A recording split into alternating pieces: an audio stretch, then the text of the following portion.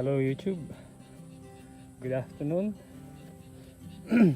So i-share ko lang tong bike ko na to. Actually bike to ng kapatid ko.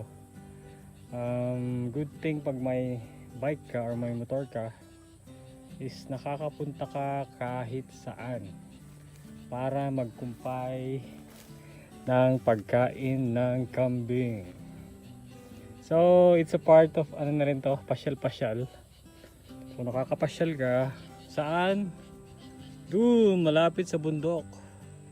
So malapit na ako sa bundok. Good thing dito sa lugar na to is wala gaanong tao. Puro palayan lang. At ewan ko, hindi ko alam kung mga diskarte nila. Meron din pangilan-ngilan na baka dito pero hindi rin nila gaanong pinapansin. Basta ilagay lang nila. Tusok nila sa lupa, ayos na. Bahala ka na sa buhay mo. So napansin ko lang dito sa lugar na to is napakaraming damo.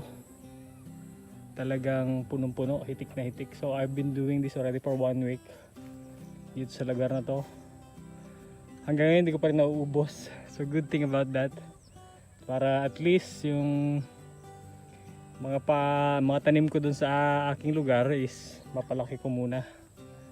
Para pag wala na dito, wala na silang pagkain is meron ako may papakain sa kanila. So babalik tayo dito sa bike. Good thing dito sa bike na to is matibay talaga siya. So, nakakarating ako kahit saan. Siyempre pag namamasyal na rin ako is may dala-dala na rin akong sako at kumpay na pang kuha sa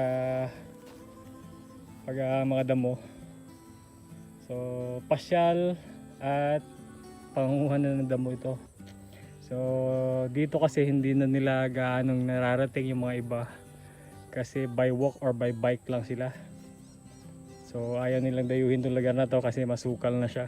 Kasi malayo na sa daanan.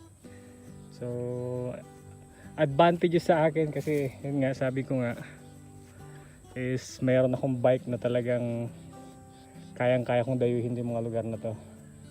Yun nga lang medyo nakakatakot kasi as in sobrang yung mga damo at mga sobrang kapal niya. Nakakatakot lang baka may mga ahas or whatsoever. Kaya lang good thing is and I'm thankful pa rin to our Almighty God kasi wala pa rin akong na-experience na ganun. So puro damo lang yung na-experience ko. So as you can see, itong may mga dating structure dito ng mga bahay or what kubo. Pero mukhang na-abandon na.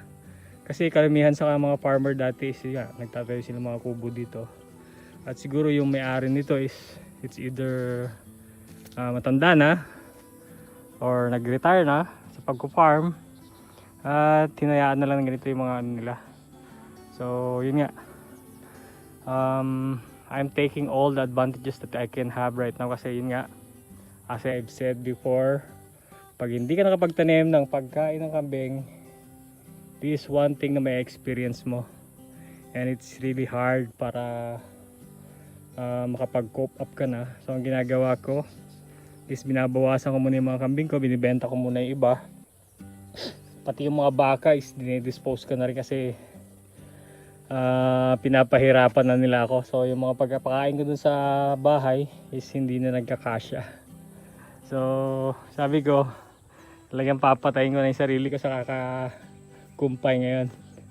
Pero good thing nga, yung sabi nga marami pa rin talagang dito. Yung hindi pa nila untouched grasses talaga. Hindi nila nadadayo kasi napakalayo na nito, napakasukal na nitong lugar na to. So, yun lang mga guys, mga ka-YouTube. Maraming salamat again sa panonood ng aking walang kasawa-sawang video. Yun nga, never give up. Kung ano man yung mga suliranin na nararanasan natin ngayon, ganun talaga. So that makes us more stronger, more resilient sa mga darating pang mga pagkakataon, mga panahon. So thank you very much for watching again.